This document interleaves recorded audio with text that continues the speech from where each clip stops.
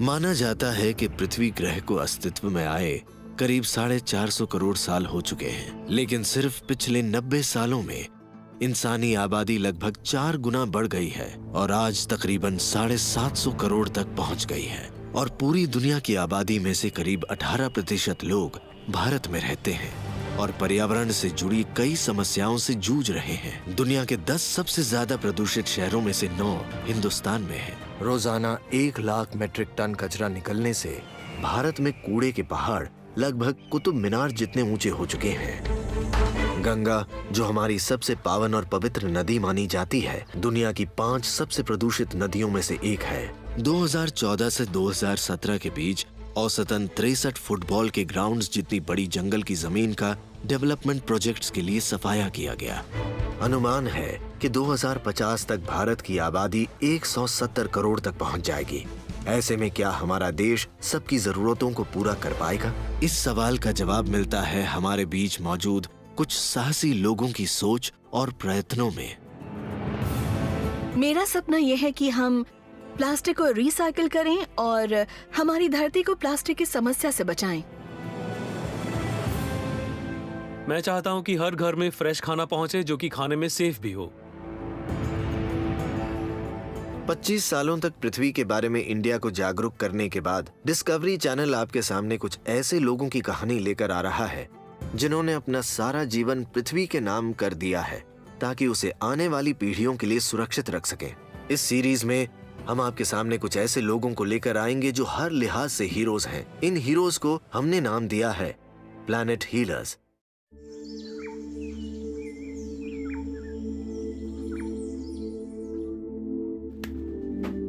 जब भी मैं एक ताजा फल खाता हूं, मुझे ख्याल आता है बागानों का, फलों से भरे पेड़ों का और किसानों के इन फलों को तोड़ने का। मैं जब भी फल खाता हूं, ये नजारा मेरी आंखों के सामने से नहीं जाता। पर फिर मैं सोचता हूं कि क्या ये तरीका इंडिया की लगातार बढ़ती आबादी की भूख मिटाने के लिए काफी है?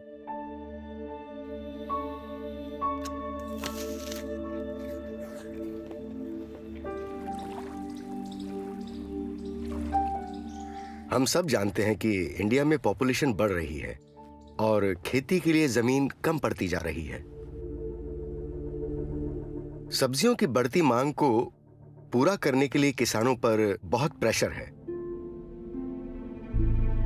किसानों के पास भारी मात्रा में फर्टिलाइजर्स और पेस्टिसाइड्स इस्तेमाल करने के सिवाय और कोई दूसरा विकल्प नहीं है। इससे सब्जियां प्रदूषित होती जा रही हैं और इंसानों में अनगिनत बीमारियां बढ़ती जा रही हैं। आज से 2-3 साल बाद अर्थ का टेम्परेचर और बढ़ेगा। जमीन खेती करने लायक बचेगी ही नहीं, क्योंकि हम इतने फर्टिलाइजर्स और पेस्टिसाइड्स यूज कर रहे हैं कि मिट्टी खराब हो रही है। ऊपर से जमीन के नीचे का पानी प्रदूषित हो रहा है और घट भी रहा है। और अनुमान के मुताबिक 2030 तक 30% लोगों को पानी मिलेगा ही नहीं। करीब 23 करोड़ 70 लाख एकड़ जमीन यानी इंडिया की लगभग 30% जितनी जमीन लैंड डिग्रेडेशन से प्रभावित हो चुकी है।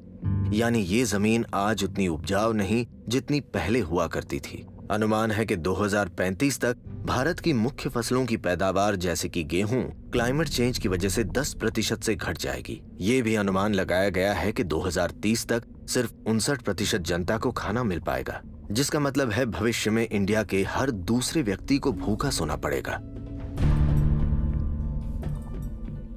अब अगर मैं आपसे कहूं कि आप बिना मिट्टी के अपने ही घर पर फल सब्जियां उगा सकते हैं, वो भी कम पानी के साथ, तो क्या आप विश्वास करेंगे? हैदराबाद की एक स्टार्टअप कंपनी अर्बन किसान ने खेती के आम तरीकों से हटकर एक नया तरीका ढूंढ निकाला है और उनके इस तरीके का नाम है हाइड्रोपोनिक्स, यानी मिट्टी के बगैर खेती। मैंने इसकी शुरुआत तब की थी जब मैं 23 साल का था। उस वक्त 4.5 साल मेहनत करने के बाद मैं सीए बन चुका था। मेरे सामने 2 रास्ते थे। पहला रास्ता तो बहुत ही सिंपल था, एक ऑर्डिनरी सीए वाली लाइफ जहां मैं सारी जिंदगी चार्टर्ड अकाउंटेंट बना रहूं। लेकिन मैंने सोचा मेरे पास एक और रास्ता है जहां मैं कुछ ऐसा बना सकता हूं जो मुझसे भी बड़ा हो। मैंने हाइड्रोपोनिक्स पर अपना रिसर्च 2017 में शुरू किया था। मेरा फोकस था कि इस टेक्नोलॉजी को हमारी फसलों पर इस्तेमाल कर सकूं। मैं इंटरनेट पर रिसर्च कर रहा था कि इस फील्ड में यूनाइटेड स्टेट्स क्या कर रहा है, यूरोप क्या कर रहा है, और ऐसे ही ढूंढते ढूंढते मुझे एक दिन डॉक्टर साई राम के बारे में पता चला कि वो अपने ही घर में एक्सपेरिमेंट्स कर रहे हैं। विहारी मेरा फैमिली फ्रेंड है, तो एक दिन हम दोनों फूड कंटेमिनेशन पर बहुत ही सीरियस डिस्कशन कर रहे थे। तब मैं उसे अपनी बैल्कनी में ले गया और उसे दिखाया कि मैं क्या कर रहा हूं। जब उन्होंने मुझे अपनी हाइड्रोपोनिक किट दिखाई, मैं तभी समझ गया कि यही वो चीज है जो मैं करना चाहता हूं। विहारी बहुत एक्साइटेड हो गया। उसे आइडिया आया कि क्यों ना हम साथ मिलकर ये काम करें। हमारा गोल ये था कि हम हर किसी को किसान बना सकें, जिससे कि हर घर में सब्जियां उग सकें। और हम ये समझ चुके थे कि ट्रेडिशनल तरीकों से कुछ नहीं होगा, इसलिए हमने हाइड्रोपोनिक्स पर रिसर्च शुरू की। कंपनी को स्टार्ट करने में हमें 1 साल से भी ज्यादा का समय लग गया, और वो इसलिए क्योंकि इंडिया की क्लाइमेटिक कंडीशंस के हिसाब से हमारी फसलों पर कोई हाइड्रोपोनिक्स रिसर्च पेपर्स नहीं है। आसान भाषा में कहें तो हाइड्रोपोनिक्स का मतलब है बिना जमीन के फार्मिंग। हम फल और सब्जियों को उगाने के लिए ना पेस्टिसाइड्स यूज करते हैं, ना ही कोई खतरनाक केमिकल, और इसमें नॉर्मल फार्मिंग के मुकाबले 95% कम पानी इस्तेमाल होता है। हमारे तरीके में भी रेगुलर फार्मिंग की तरह बीज बोने पड़ते हैं, मगर मिट्टी की बजाय हम कोकोनट वेस्ट यूज करते हैं, यानी नारियल का वो हिस्सा जो फेंका जाता है, और फिर हम उन्हें सीडिंग ट्रेस पर रखते हैं। वहां ये बीज 20 दिनों तक रहते हैं। 20 दिनों बाद जड़ें निकलनी शुरू हो जाती हैं, जैसा कि आप यहाँ देख सकते हैं, और फिर हम इसे एक थोड़ी सी बड़ी जगह में प्लांट करते हैं।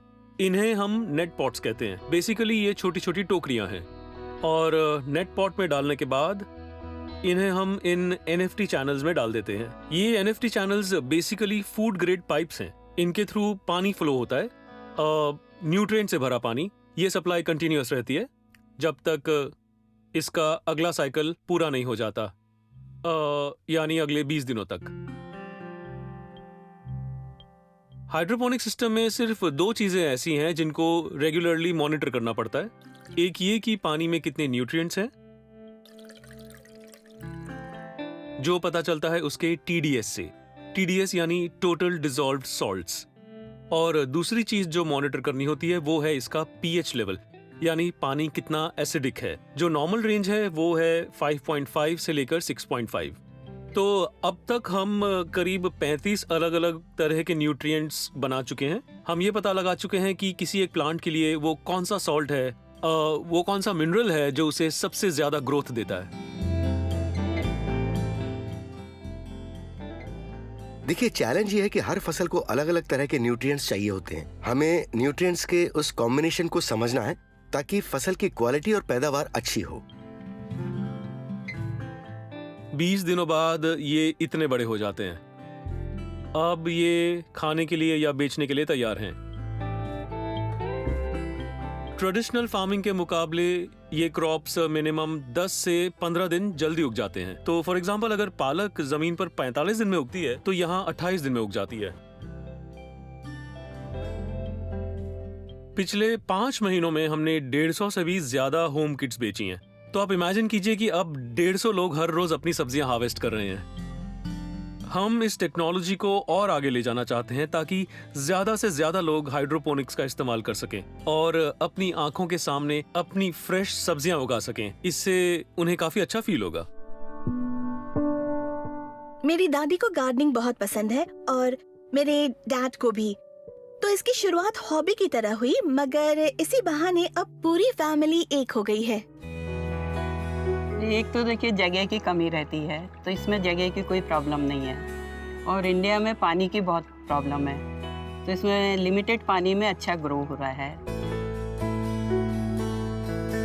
हमने पालक उगाया है, मेथी उगाई है, कोतमीर उगाया है, केल है, लेट्यूस है, टोटेकोरा है। डेली घर के यूज के लिए तो हम लोग अभी ग्रीन ही खाने लगे, इतना निकलता है।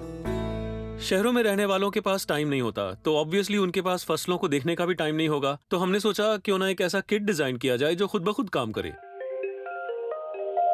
तो इन किट्स के साथ लोगों को हर हफ्ते सिर्फ 15 मिनट देने हैं, और उनका काम आसान बनाने के लिए हमने इसमें टेक्नोलॉजी को भी यूज किया है। आप अपने मोबाइल फोन में एक ऐप डाउनलोड कर सकते हैं जिसके थ्रू आप ये ट्रैक कर सकेंगे कि आपका पौधा कितना बढ़ चुका है और उसे कितना पानी देना है और कब देना है। सो बेसिकली ये अर्बन रीजन के लिए है जहां पर लोगों के पास टाइम नहीं होता और जो टेक savvy हैं। सिर्फ 2000 स्क्वायर फीट जितनी लिमिटेड जगह में हम उतनी फसल उगा सकते हैं जितनी 1 एकड़ जितनी जमीन पर उगती है, क्योंकि हम इन चैनल्स को एक के ऊपर एक 10 से 15 फुट तक लेके जा सकते हैं। यही हाइड्रोपोनिक्स का सबसे बड़ा एडवांटेज है, क्योंकि हम शहर के अंदर छोटे छोटे फार्म्स बना सकते हैं और सिर्फ 10 से 15 हाइड्रोपोनिक फार्म्स पूरे शहर की जरूरतों को पूरा कर सकते हैं।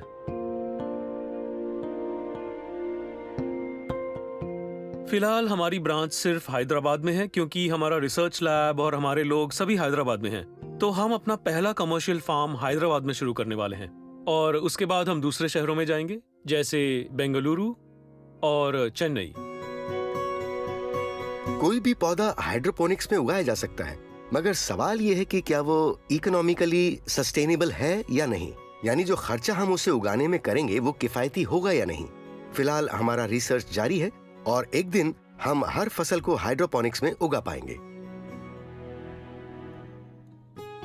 एक तरफ तो हमारी पॉपुलेशन लगातार बढ़ रही है और दूसरी तरफ हमारे रिसोर्सेज कम हो रहे हैं, हमारे खेत कम हो रहे हैं। तो इस गैप को कम करना बहुत जरूरी है, वरना ये इतना बढ़ जाएगा कि लोग भूखमरी से मरने लगेंगे। मैं हूं साईराम, चीफ साइंटिस्ट अर्बन किसान। मैं फार्मिंग को आसान और कम से कम रिसोर्सेज पर डिपेंडेंट बनाना चाहता हूं। मैं हूं विहारी कानुकोल्लू, CEO ऑफ अर्बन किसान। मैं चाहता हूं कि हर घर में फ्रेश खाना पहुंचे जो कि खाने में सेफ भी हो। हाइड्रोपोनिक तकनीक की मदद से एक पर्सनल किचन गार्डन बनाकर और अपने ही घर में ताजा सब्जियां या फसल उगाकर हम अपने खेतों पर पड़ने वाले दबाव को कम कर सकते हैं, उन खेतों पर जिन्हें 100 करोड़ से भी ज्यादा लोगों का पेट भरना पड़ता है। अब ये जिम्मेदारी हम सब पर है। एक छोटा सा कदम बहुत बड़ा फर्क ला सकता है। आज के दिन प्लास्टिक हर जगह मौजूद है, पर इस्तेमाल के बाद ये जाता कहां है? पूना के रुद्र एनवायरमेंटल सॉल्यूशंस के 2 इनोवेटर्स के पास इस सवाल का जवाब है।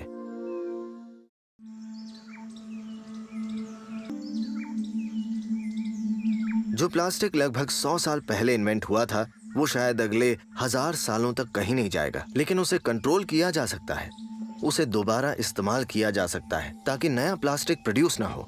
ये धरती को बचाने की ओर हमारा पहला कदम होगा।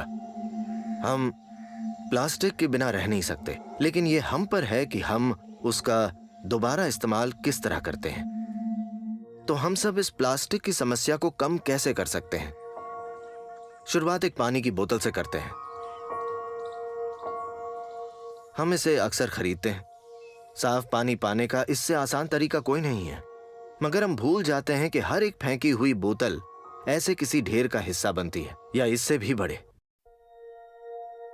अपनी रोजमर्रा की जिंदगी में हम जितना प्लास्टिक वेस्ट पैदा करते हैं वो शायद हमें ज्यादा न लगे, लेकिन अगर आप 125 करोड़ की आबादी से इसे मल्टीप्लाई करें तो आपको प्रॉब्लम की गंभीरता का एहसास होगा। तो हम सब इस प्लास्टिक की समस्या को कम कैसे कर सकते हैं? शुरुआत एक पानी की बोतल से करते हैं। हम इसे अक्सर खरीदते हैं। साफ पानी पाने का इससे आसान तरीका कोई नहीं है, मगर हम भूल जाते हैं कि हर एक फेंकी हुई बोतल ऐसे किसी ढेर का हिस्सा बनती है, या इससे भी बड़े। तो क्यों ना शुरुआत करें इस बोतल का इस्तेमाल बंद करके। अगली बार अपनी प्यास बुझाने के लिए ऐसी बोतल यूज करें जो प्लास्टिक की ना हो और रीयूजेबल हो। That's all. चॉइस भी आपकी है और ये प्लैनेट भी।